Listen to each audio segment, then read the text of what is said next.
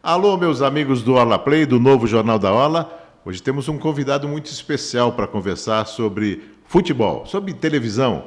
Kleber Machado, o grande locutor esportivo, agora na TV Record, desde o início aí do Campeonato Paulista, e que vai ter a oportunidade de narrar na volta da TV Record ao Campeonato Brasileiro, jogos importantes nas quartas-feiras e nos domingos às 6h30 da noite. Vamos aguardar o que vem pela frente. Ele vai falar de futebol, de rádio, de TV, de Luiz Roberto, de Galvão Bueno, de Osmar Santos, Fiore Giliotti e toda a sua paixão pelo rádio e pela TV.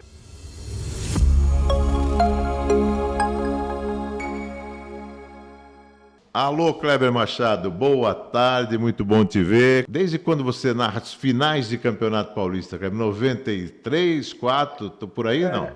Então, não, acho que não, eu não tenho a menor ideia, mas assim...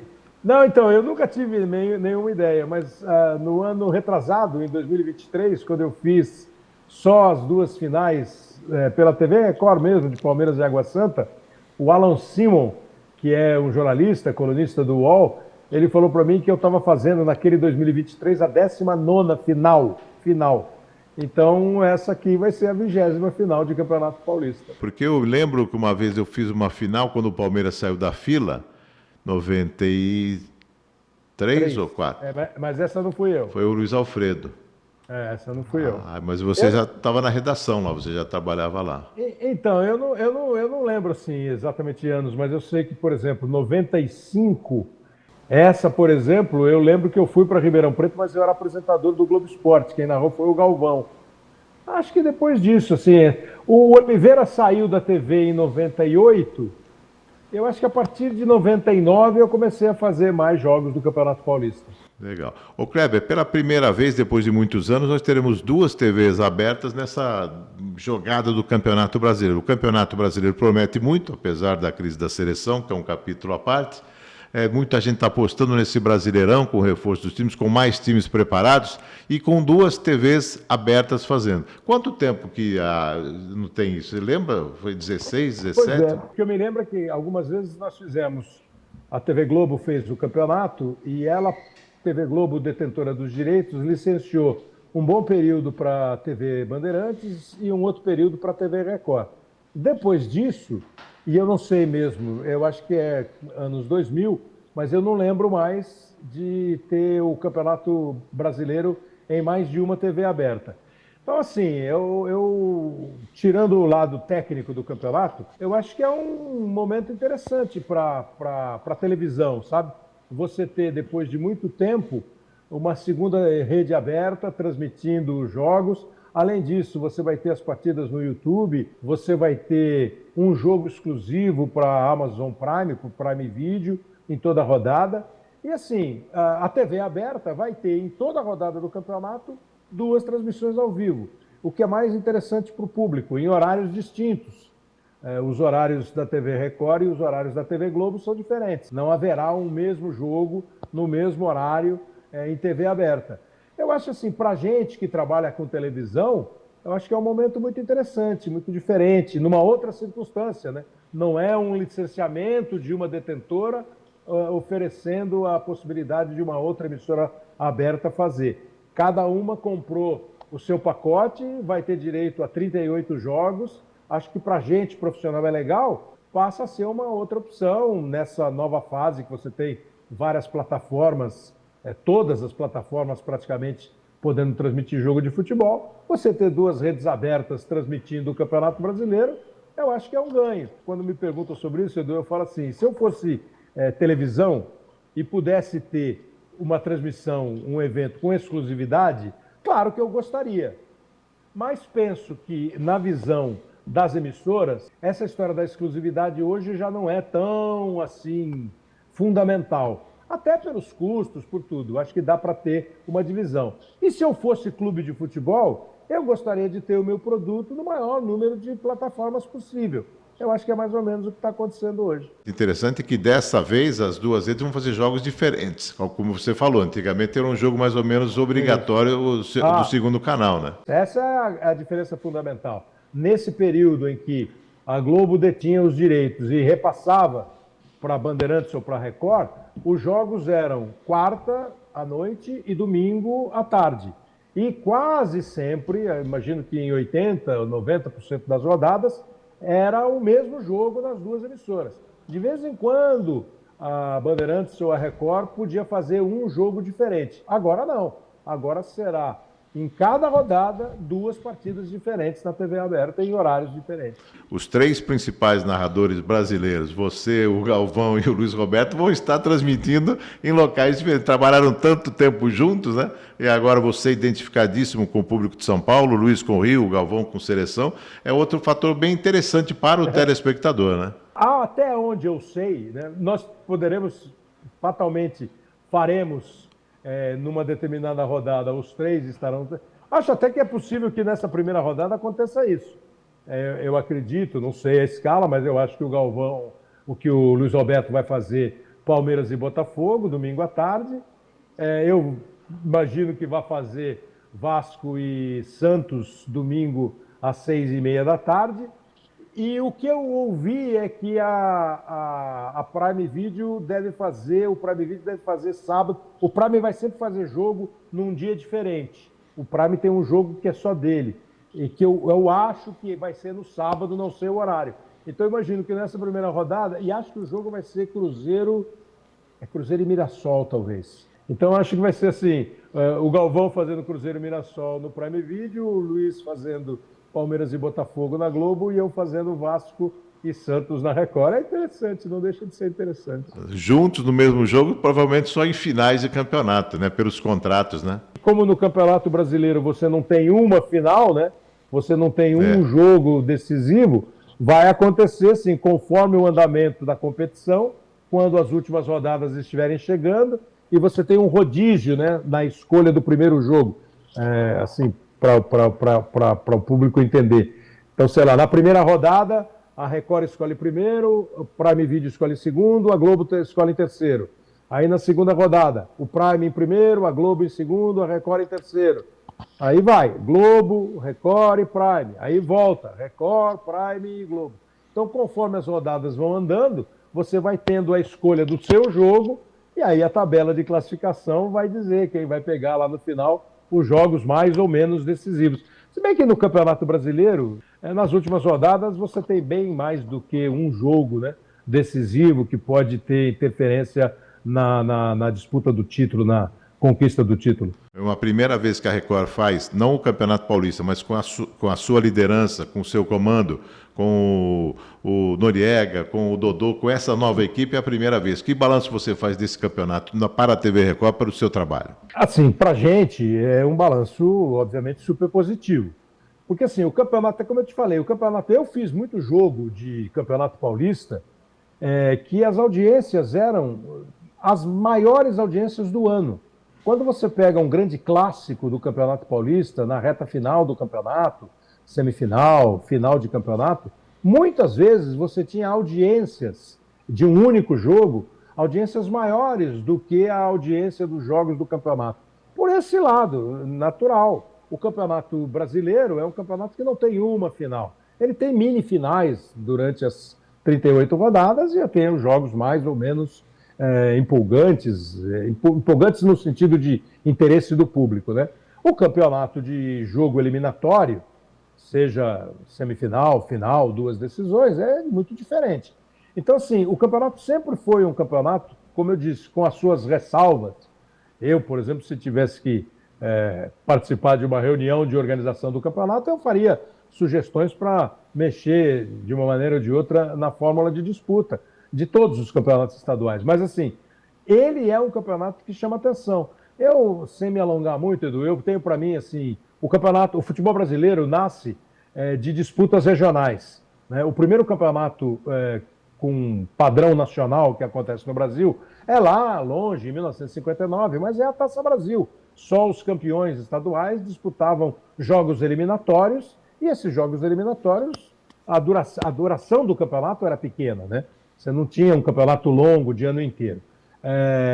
Então, os times dos estados, a disputa dos campeonatos estaduais, essas disputas é que foram criando as grandes torcidas. Por isso que nós temos no Brasil um sem número de times grandes, times campeões, times que estão acostumados a dar volta olímpica.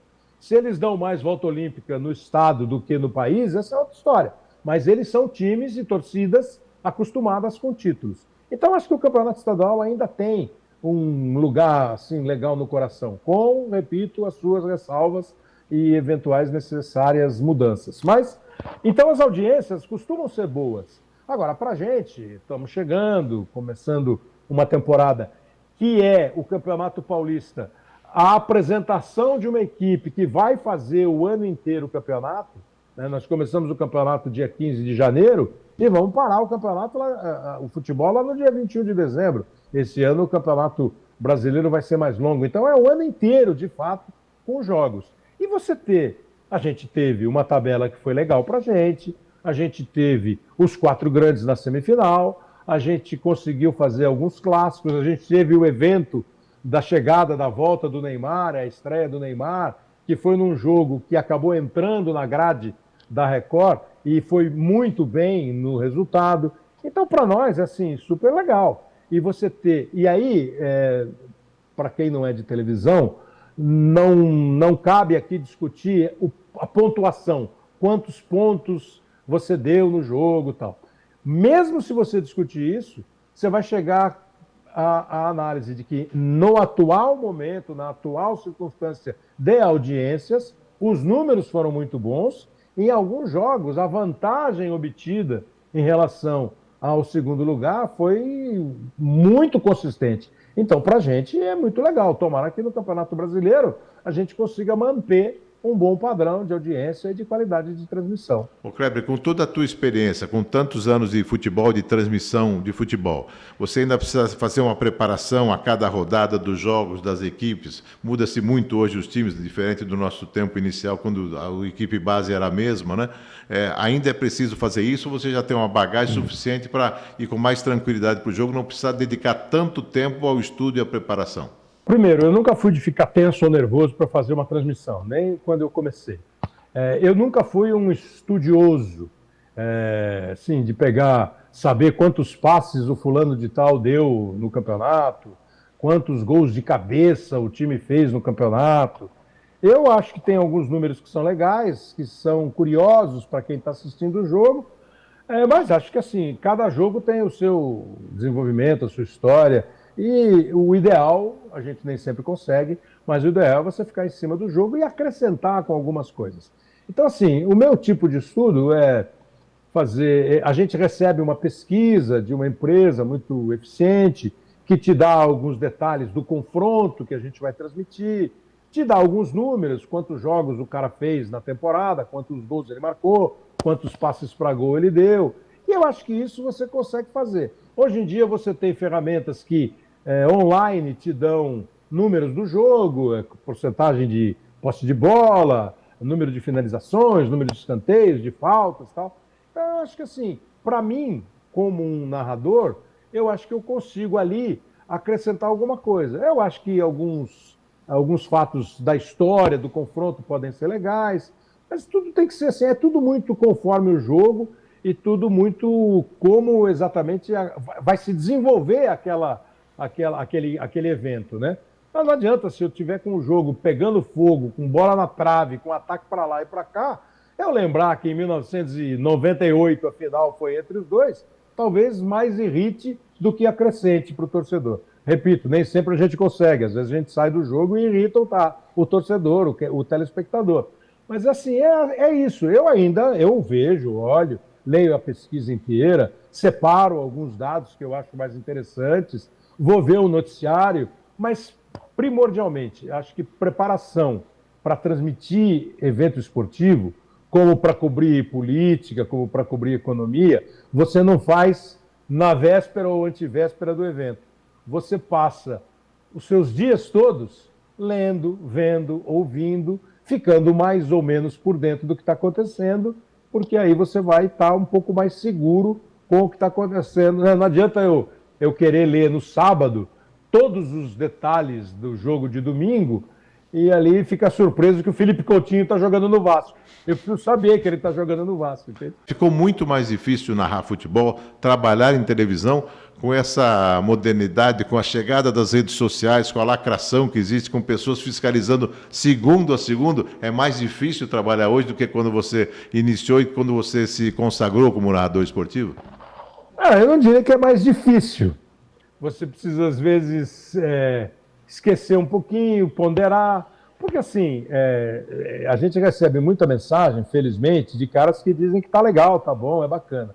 E você recebe outros tantos de recados que, às vezes, são um pouco mais agressivos, mais grosseiros, mais sem base do que está acontecendo. Então, o que eu tenho dito sempre, Edu, é que, assim, por exemplo, até, sei lá, 15 anos atrás, para você se manifestar em relação a uma notícia que você leu no jornal, você tinha que mandar uma carta para a redação. Se você quisesse falar sobre um programa que você viu na TV, você tinha que ligar para a central do atendimento ao telespectador. Se você quisesse falar numa emissora de rádio, você tinha que ligar, achar o telefone da emissora de rádio e achar alguém disposto a te atender e conversar com você. Hoje, essa reação é absolutamente imediata mesmo. E, insisto, às vezes ela é um pouco agressiva, um pouco desnecessariamente agressiva. E o agressivo não é o cara dizer que eu errei.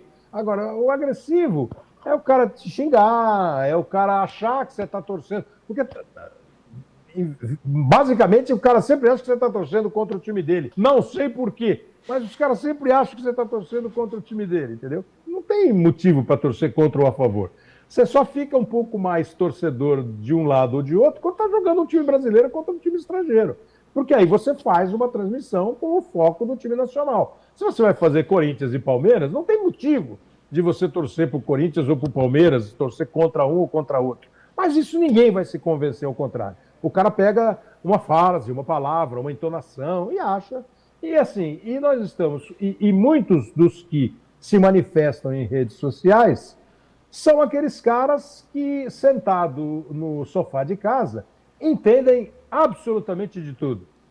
O cara sabe tocar violão aqui, né? O cara sabe tocar violão, ele sabe que o microfone aqui não funciona, ele sabe que esse foguete aí não vai chegar na Lua porque o design não é bom, o combustível é fraco, e ele sabe narrar, ele sabe o nome do jogador, ele sabe tudo. Entendeu?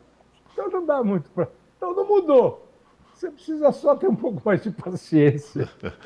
Ô, Kleber, nós somos de uma geração formada pelo rádio, né? Qual a importância no rádio da sua vida, já que seu pai foi um nome importante do rádio? Qual a importância do rádio na sua vida profissional e quais as suas influências do rádio que você deu a largada para essa profissão que te consagrou aí? Para mim é um veículo assim, extraordinário.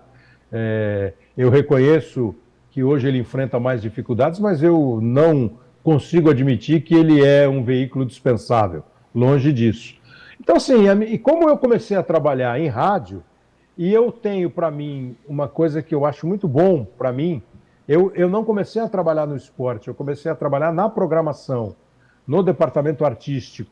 Então, eu me formei profissionalmente trabalhando com os caras que pensavam a emissora como um todo, o programa, o conteúdo do programa, a forma do programa, a abertura do programa, a chamada do programa, a vinheta, o prefixo, sabe? Juntando conteúdo e plástica.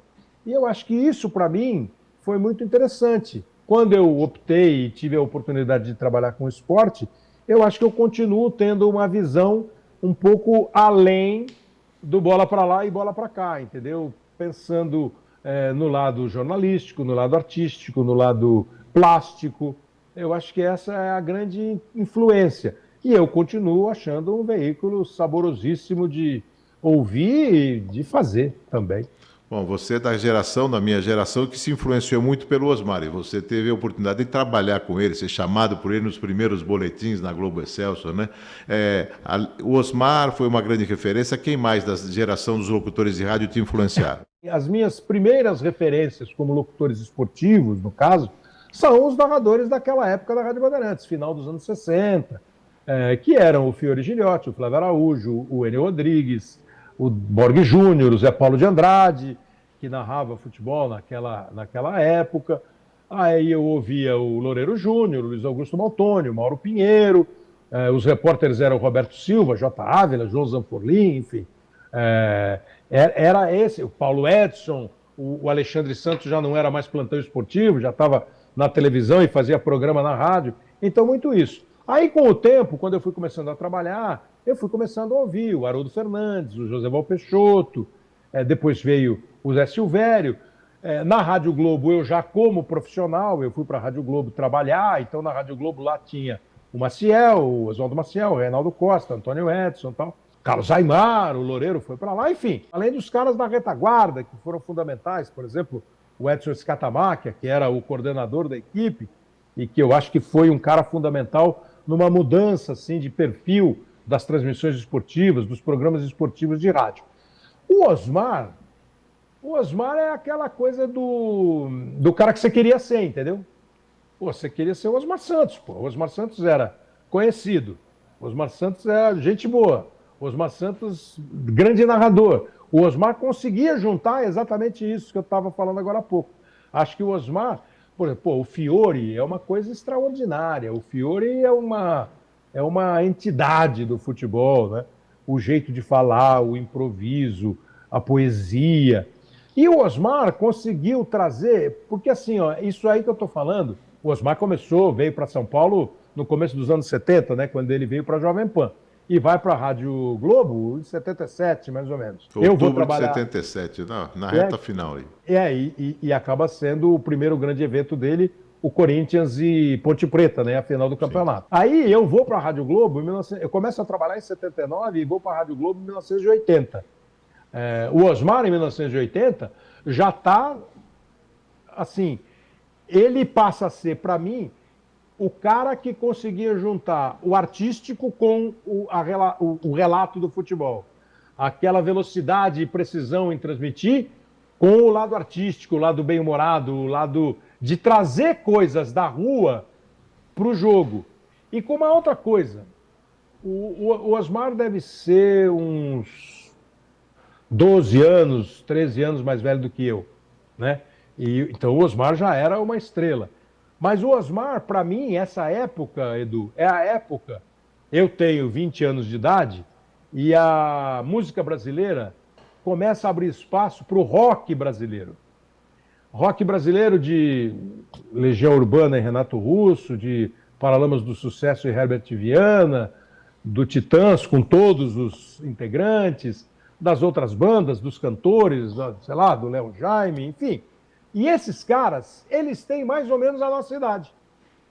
Eu tinha 20, 21, eles tinham 21, 22. E aqueles caras davam o recado com as palavras, com as ideias que eram muito próximas da gente, que estava fazendo faculdade. E eu acho que o Osmar, no futebol, foi o cara que trouxe isso, entendeu? Para as transmissões esportivas. Eu acho que assim, pensando, eu acho que é por isso que, além do talento dele, do poder de comunicação dele, acho que isso foi fundamental para ele cair tanto na graça dos caras que já eram, porque o futebol tem mais isso, né? Só um parênteses, o futebol me parece ser uma das poucas atrações que junta faixa etária diferente, nível social diferente, nível escolar diferente. O futebol junta todo mundo. O futebol consegue levar todo mundo para ouvir, ver ou ler. E acho que o Osmar conseguiu fazer isso, entendeu? Juntar mais ainda todas as gerações num jeito todo dele de fazer. Ô, Kleber, já caminhando aí para o final, para não te atrapalhar muito, o teu pai era o Clodoaldo José. E qual era a função dele na Bandeirantes, nessa época que ele te levava? Então, meu pai trabalhou na Bandeirantes, acho que só trabalhou na Bandeirantes. Meu pai morreu cedo, tinha 40 anos de idade, mas ele começou a trabalhar, tipo assim, com 18. Ele trabalhou uns 22 anos na Bandeirantes.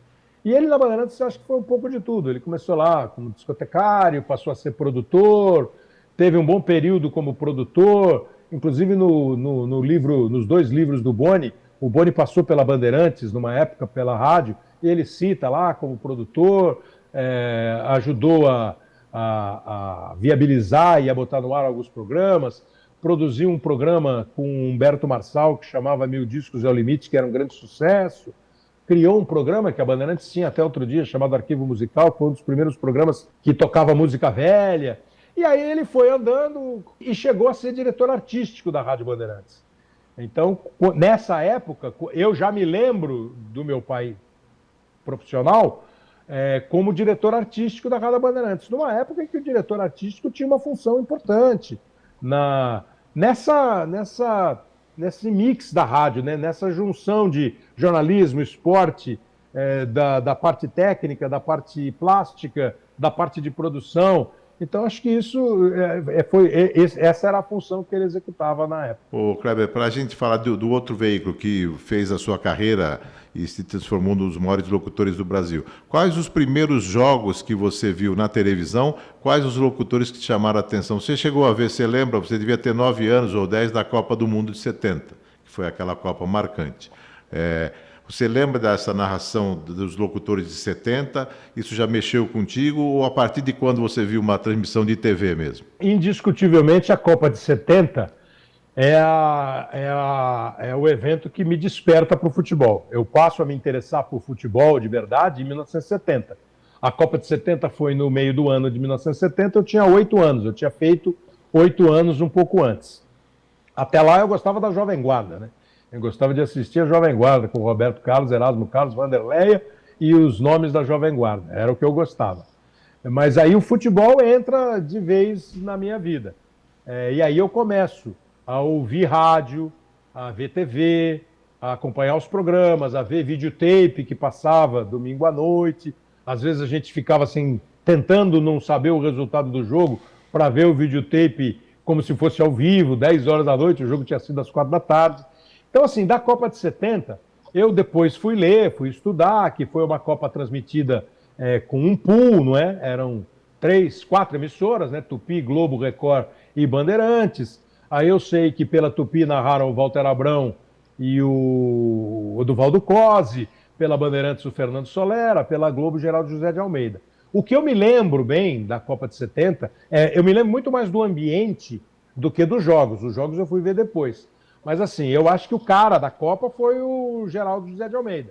Apesar do Solera ter sido o narrador dos momentos finais de Brasil e Itália, porque era o rodízio dos narradores, eu acho que quem marcou foi o Geraldo José de Almeida. Que bola, olha lá no placar. Jairzinho, o furacão da Copa, Pelé, o craque Café. O cara tirava a bola, ele pum, tá de bota, para o cara desviar a bola. Então acho que foi o Geraldo. Mas assim, aí eu começo a ver para valer. E aí os primeiros que eu começo a ver, assim, era o Perão de Castro na Gazeta, o Solera, o Alexandre Santos na Bandeirantes, às vezes o Loureiro Júnior narrava jogo. Me lembro muito assim de Orlando Duarte, Luiz Noriega e o Zé Carlos Cicarelli na Cultura. Na Tupi eu disse, né, o Walter Abrão, o Zé Góes narrava um pouquinho, o Roberto Petri de vez em quando narrava. Esses são assim os primeiros narradores. E aí eu começo a ver, começo a assistir, começo a acompanhar. Eu comecei a trabalhar muito cedo. Eu fiz 17 anos num dia, 3 dias depois eu já tinha o meu primeiro registro em carteira profissional. Então, com 17 anos eu comecei a trabalhar. E aí você começa a ver esse pessoal de perto. Você já começa a ouvir como eu gostava muito desse negócio, como eu acho até hoje, né, que a nossa profissão assim, é um privilégio a gente poder exercer a nossa profissão. Você já começa a ver como um ouvinte, como um admirador e como um profissional. Aí você vai ouvir as outras coisas, os outros caras, as outras... Então, assim, esses são as referências. Como eu acho, por exemplo, que da nossa geração, os caras que formaram a base do que fazemos até hoje são os caras que nos anos 80 começaram a brilhar. O Silvio Luiz, que já tinha uma longa história em televisão, mas começou a narrar na TV Record de um jeito todo dele. O Galvão, que saiu da Bandeirantes, foi para a Globo e começou a ter também um estilo de técnica, de time. E o Luciano do Vale, com a qualidade da voz, com a vibração, com a paixão por cada lance que ele narrava. Eu acho que desses três, cada um pegou um pouquinho, misturou tudo e fez o que nós fazemos hoje como narradores esportivos. como é que você definiria a sua vida no futebol? A transmissão de futebol, o futebol, a narração, é uma paixão na sua vida, é vocação? Como é que você estabelece esses limites aí? Interessante. Porque, assim, sempre que me perguntam, eu digo que, na minha cabeça, quando eu comecei a trabalhar, eu achava que o meu auge seria se eu fosse um dia convidado a ser diretor artístico de uma emissora de rádio. Acho que esse seria o ponto alto da minha carreira. Como eu soube que meu pai foi e como eu vi profissionais como Luiz Aguiar, Gualberto Curado, Hélio Ribeiro, Luiz Fernando Maglioca, Caion Gadia, Edson Guerra, caras que quando eu ouvia, eu falava assim, pô, fulano é diretor artístico da emissora. Pô, eu achava isso, acho até hoje isso lindo, entendeu? Eu achava que era isso. A narração acabou acontecendo meio sem querer. Eu sempre achei maravilhoso. Eu, moleque, narrava futebol de botão. E eu, quando eu fui trabalhar na Rádio Globo e tinha a chance de ir para uma cabine e ver o jogo, sem trabalhar no esporte, eu olhava um pouquinho para o jogo e um pouquinho para o narrador que estava ali na cabine, para ver como ele se comportava, como é que ele limpava o microfone, como é que ele mexia nos textos. Então eu sempre achei essa função muito interessante. E aí, na Gazeta, comecei a narrar alguma coisinha, por circunstância. Aí o Avalone botou para fazer um videotape. Aí eu fui para a TV Globo e a gente narrava VTs de eventos no Esporte Espetacular. Aí um dia o Ciro José me botou para fazer um jogo, botou para fazer outro. O Luiz Alfredo foi embora para o SBT e eu acabei sendo o terceiro narrador da Copa do Mundo de 90. E aí o bichinho pegou. E aí eu acho que os caras acharam que dava para fazer. Eu achei lindo fazer. Então a narração surgiu mais ou menos assim, né? Mas hoje eu não tenho dúvida nenhuma que se você me perguntar o que você preferiria hoje, apresentar um programa ou narrar futebol, eu ficaria na dúvida. Mas eu não tenho dúvida que a narração esportiva se eu tenho alguma importância, se alguém sabe alguma coisa de mim na televisão, é por causa de narração esportiva. Legal. E como é que você vê o futuro do futebol na TV? Eu acho que o futuro não vai ser muito diferente do que é hoje, em termos de interesse, de até necessidade para que as emissoras, sejam quais forem as emissoras, pode ser streaming, pode ser TV fechada, pode ser TV aberta. Eu acho que o evento ao vivo, o jornalismo e o esporte são hoje grandes bases para uma programação de televisão. Acho que para o streaming, um bom evento esportivo vai ser uma boa atração para você conquistar novos assinantes. Então, acho que o futebol, o esporte, tem tudo para continuar sendo um pilar, porque houve tempo em que o esporte não fazia parte da grade fixa da emissora. Hoje, ele faz parte da grade fixa das principais emissoras e acho que vai fazer cada vez mais. Com as dificuldades dos preços dos eventos, ao mesmo tempo com a pluralidade um pouco maior, muito maior, dos veículos que vão transmitir, mas acho muito pouco provável que num futuro ainda bem distante, o esporte passe a não ser mais interessante. Ele pode mudar um pouquinho, Edu. Ele pode ser mais vendido, fechado, streaming, TV fechada, aquele que você compra o pacote. Mas acho que dificilmente ele deixará de fazer parte, inclusive, da grade das emissoras abertas. Obrigado por você participar aqui do Orla Play, do nosso novo Jornal da Orla. Um prazer te rever, né, depois de algum tempo, e te falar contigo é sempre um prazer. Muito bom, sucesso aí na TV Record, no Campeonato Brasileiro, que promete muitas novidades, inclusive com essa concorrência mais acirrada com duas TVs abertas e com a curiosidade, né, dos 3 grandes narradores brasileiros estarem atuando, você, Galvão e Luiz Roberto. É um prazer, é sempre um prazer, porque às vezes os caras falam assim, eles não se dão bem, tudo conversa mole, a gente se dá bem, a gente se dá muito bem. É uma honra, um prazer, obrigado. Você me falou há algum tempo desse novo projeto seu, com o Jornal da Orla, que tem história, tem tradição, e numa cidade como Santos, pô, Jornal da Orla é tudo e mais um pouco. É um prazer, sempre que precisar, sempre que quiser conversar, vai ser uma honra e um prazer, Edu. É bom, obrigado, viu? Um abraço aí, beijo em casa aí. Obrigado, Edu, beijo para todos, obrigado pela tchau. atenção aí.